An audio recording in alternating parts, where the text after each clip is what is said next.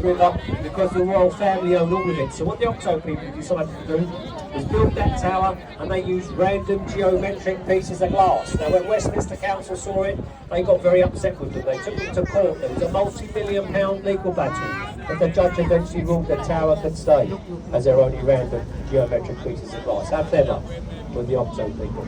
On the left there is one of our most important buildings we have in London. It's that brown Gothic looking building with a single turret. It is called the Sion College and Library. Inside there are 3,000 of the rarest manuscripts. That's where they keep Queen Victoria's personal diaries, and it's where the first Bible that was translated into the English language, it was printed inside there on the William Blackstone press. You'll see that funny glass-shaped tower on the right here.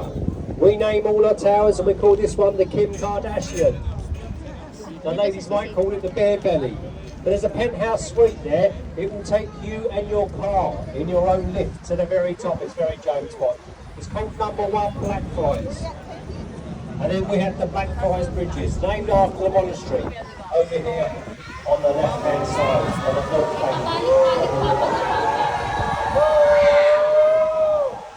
And folks, if Waterloo Bridge was a ladies' bridge, I'm very sad to say Blackfriars Rail Bridge was definitely the men's bridge. Now I'm going to say this as quickly as I can. This was designed and built by me. It was only 5 years behind schedule and £100 million over budget. I don't think you did too bad there, gents, do you? Too many cooks spoiled the broth, I think is the word. We needed the ladies at that bridge, that's for sure. You have the Tate Modern there, the only building that the Queen opened twice.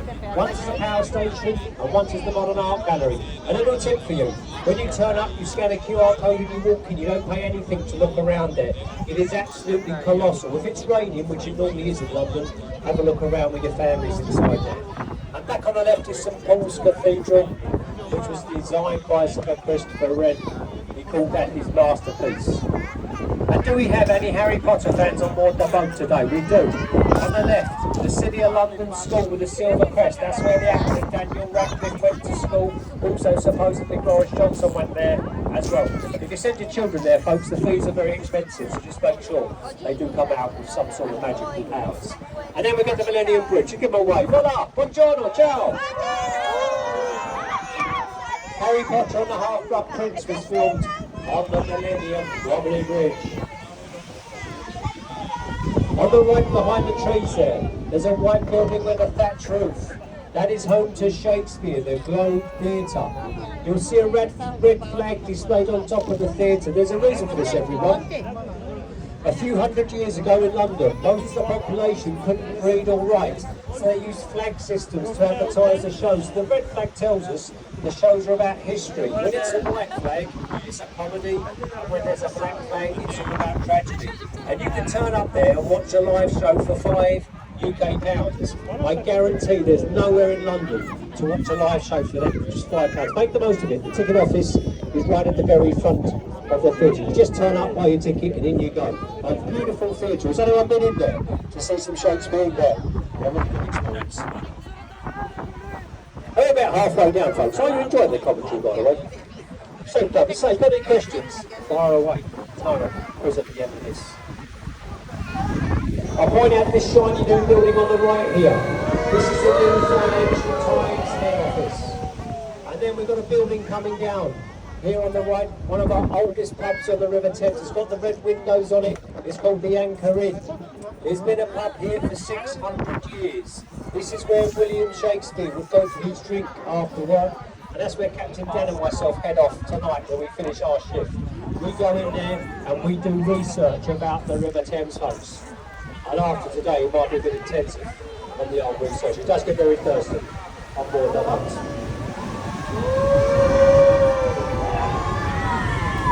And for the kids on board, look on the right-hand side, by Pickford's Wharf, you're going to see a gap in the buildings, and there's a pirate ship there. It is called the Golden Hide.